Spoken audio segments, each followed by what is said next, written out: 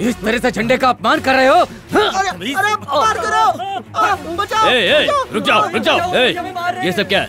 इन बेचारों को क्यों मार रहे हो? क्या किया इन्होंने? ये लोग तुम्हारी ही वजह से बिगड़े हुए हैं। जरा इनसे पूछो क्या किया है। क्या किया है? तुम्हारा हाथ पकड़ा क्या? तुम्हारी साड़ी खींची है क्या? तुम्हें देखकर सीढ़ी बजाई है? मेरी माँ का आंचल खींचा है बेवकूफ। ये झंडा मुझे मेरी जान से प्यारा है और ये लोग इसे जमीन पे डाल करके इस पर जुआ खेल रहे थे। क्यों रे? लेकिन रवि भाई, मुझे नहीं मालूम था कि झंडा देश का है। हम लोगों को लगा ये किसी पार्टी का झंडा है। Shut up! पार्टी के झंडे और देश के झंडे में तुम्हें फर्क नजर नहीं आता? इंसान हो या जानवर हो तुम लोग? इन्हें जानवर क्यों कह रहे हो? जब तुम्हारे दुश्मनों ने इस झंडे के सामने तुम लोगों को मारा तब क्या किया तुमने? तब तो कुछ नहीं किया। यहाँ तक कि एक मैच हारने पर भी लोग इस झंडे को जला देते हैं, तब तुम्हारे मन में बात नहीं आती? जाओ मारो उन्हें। न जाने कितनी पार्टियों ने ऐसा झंडा बनाकर पूरे गांव में लगाया है। ऐसे ही कपड़े पहनते हैं वो पार्टी वाले। सिर्फ जय जवान कह देने से इस देश का कुछ नहीं होगा। पहले इस झंडे को लोगों के दिलों में बसना होगा। इस देश के लोगों को एक साथ जुड़ना होगा, तब ये समझेंगे कि ये हमारा तिरंगा है। चलो तुम्हारे कहने पर मैं ये बात मान लेता हूँ, लेकिन इन्हें कौन बताएगा, कौन समझाएगा इन्हें? इसे बताने की जरूरत नहीं पड़ती है। जब कोई बच्चा अपनी माँ की कोख से जन्म लेता है तो वो खुद ही दूध पीने लग जाता है। माँ उसे ये नहीं बताती कि उसे दूध कैसे पीना है। वैसे ये झंडा भी सभी के लिए माँ के आंचल के जैसा ही होता है। जब कोई सैनिक अपनी सरहद पर खड़े होकर दुश्मन से लड़ता हुआ शहीद होता है तो किसी पुरस्कार के लिए नहीं, बल्कि भारत माता की सुरक्षा के लिए शहीद हो जाता है। परमवीर चक्र पाने के लिए नहीं, उसकी आखिरी इच्छा होती है कि वो उसी देश में जन्म ले और शहीद होने के बाद इसी तिरंगे में उसे लपेटा जाए।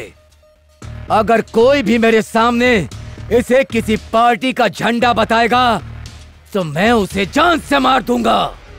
कारगिल हो या कश्मीर, अगर मुझे फिर से लड़ना पड़े तो ये जवान तिरंगे के लिए अपनी जान दे देगा।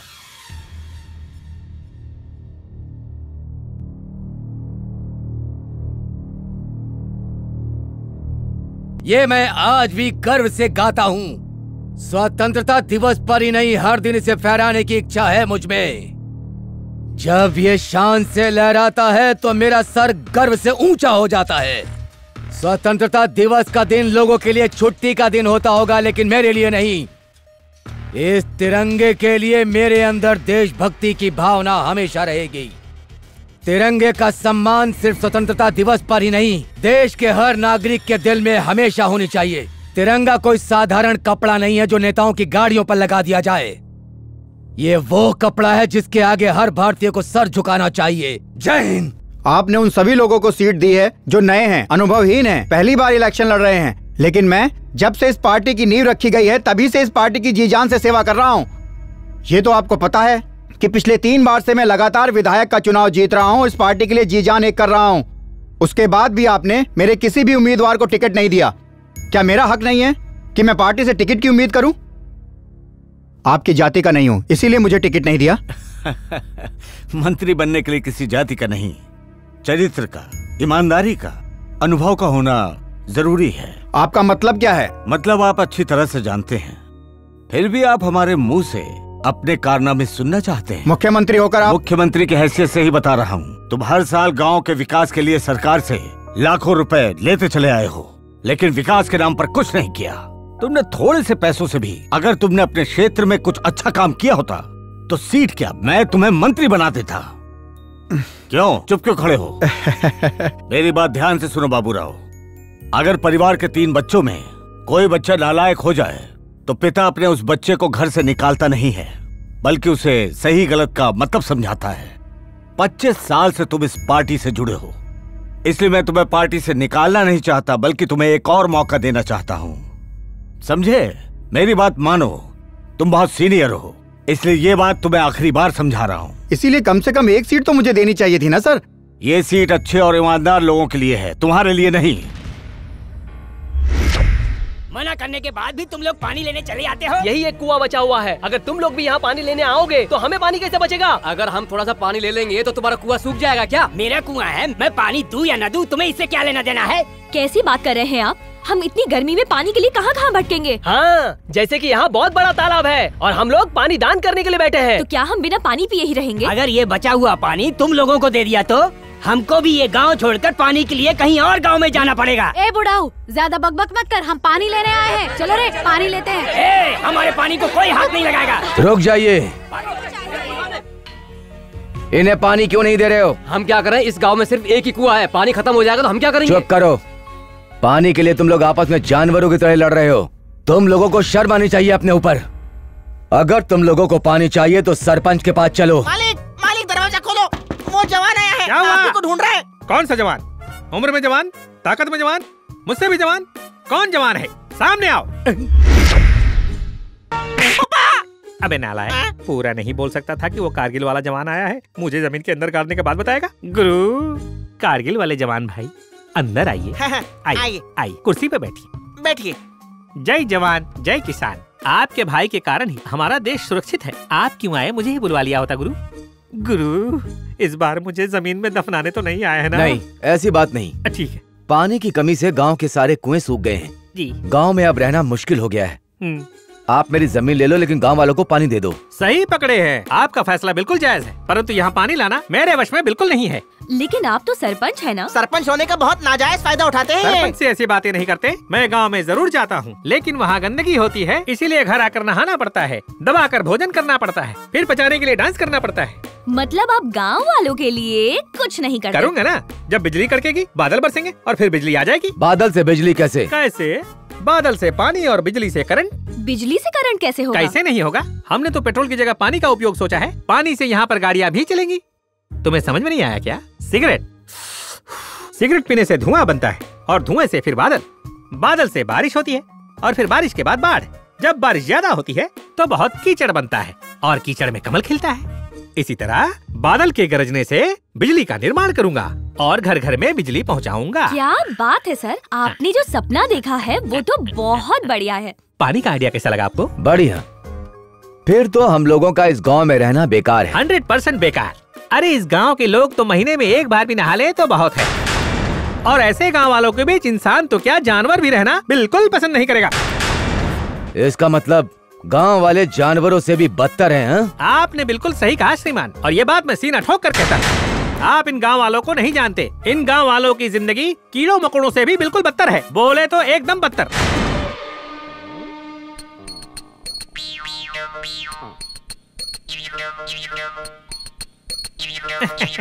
मुझे गलत मत समझना,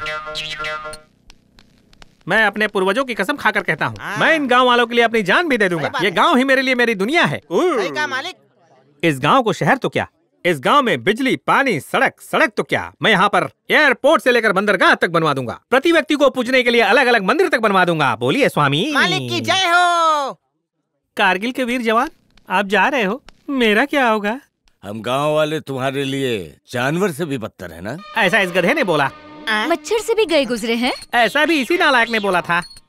तुमने तो कहा था कि हम कीड़े मकोड़े हैं। ये भी मुझे इसीलिए बताया था गंगा बहन। मेरे लिए तुम तो भगवान हो। हम महीने में एक बार नहाते हैं। हम लोगों को जीने का अधिकार नहीं है ना? क्या बात है? बहुत बकबक करता है सरपंच। तेरी तो आप करो, ऐसा नहीं बोलूंगा।